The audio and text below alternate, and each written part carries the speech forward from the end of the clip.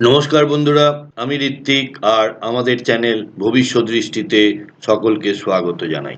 আমরা আজকে আলোচনা করব আগামী আগস্ট 2025-এ বৃষ রাশির জাতক জাতিকাদের কেমন যাবে। বন্ধুরা, আপনারা যারা আমার চ্যানেলটি অলরেডি সাবস্ক্রাইব করেছেন তাদেরকে জানাই আমার অসীম কৃতজ্ঞতা ও ধন্যবাদ।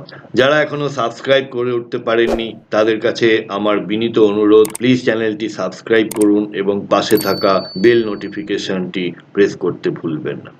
তাহলে চলুন শুরু করা যাক বৃষ রাশির অগাস্ট মাসের রাশিফল। অগাস্ট বলতে আমাদের প্রথমেই মনে পড়ে আমাদের দেশের স্বাধীনতা আমরা পেয়েছিলাম এই অগাস্টেই 15 তারিখে।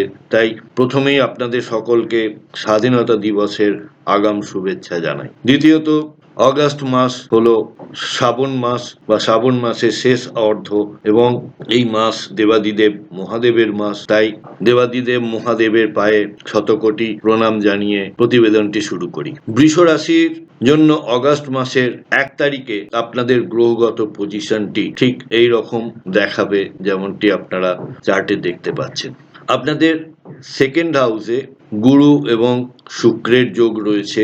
এই গুরু অর্থাৎ বৃহস্পতি এখন আর্দ্রা নক্ষত্রে অর্থাৎ রাহুর নক্ষত্রে রয়েছেন। 13 তারিখে উনি নিজের নক্ষত্র পুনর্বসুতে গোচর করবেন। শুক্র 21 তারিখে আপনাদের থার্ড হাউস থেকে ফোর্থ হাউসে গোচর করবেন। আপনাদের ফোর্থ হাউসে এখন রয়েছেন সূর্য এবং বুধের বুধাদিত্য যোগ। বুধ এখন বক্রী অবস্থায় রয়েছেন। 18 তারিখে উনি আবার মার্গী হবেন। সূর্য 17 তারিখ অবধি এই ঘরেই থাকবেন।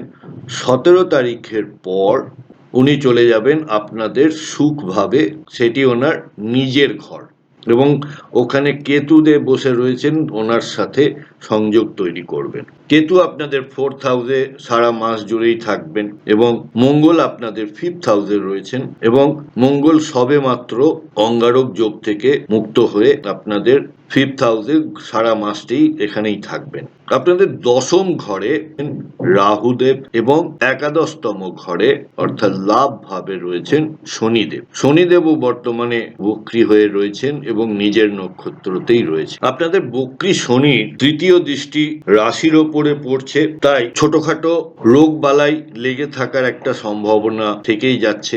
আর তেমন যদি কোনো পরিস্থিতি হয়, নিজের ডাক্তারের ওপরে ভরসা না রেখে ভালো ডাক্তারকে কনসাল্ট করুন এবং তাদের প্রেসক্রিপশন অনুযায়ী ওষুধ খান। বৃহস্পতির দ্বিতীয় ঘরে অবস্থান আপনার আর্থিক স্থিতিশীলতা ও আয় বাড়তে সাহায্য করবে। শুক্র ও বৃহস্পতির সংযোগ ফ্যামিলিতে সুখ ও সমৃদ্ধি বৃদ্ধি করবে। তবে বৃষ রাশির জন্য বলে রাখি যে এই মাসটা আপনাদের জন্য খুব একটা ভালো মাস নয়, তাই গোটা মাসটি সতর্ক থাকুন।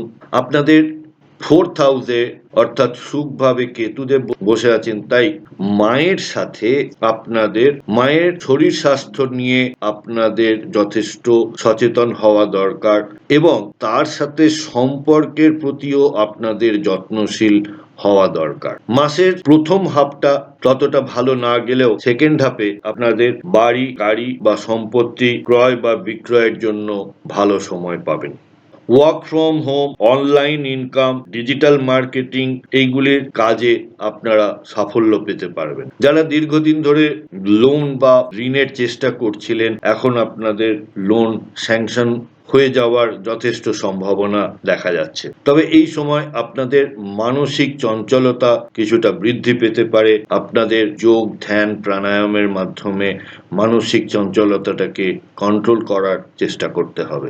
ব্যবসায় আপনাদের যথেষ্ট ঝুঁকি রয়েছে, তাই সাবধানতা অবলম্বন করুন কর্মচারীদের জন্য। আর যারা চাকরি করেন তাদের জন্য এই সময়টা মোটামুটি স্থিতিশীল থাকবে।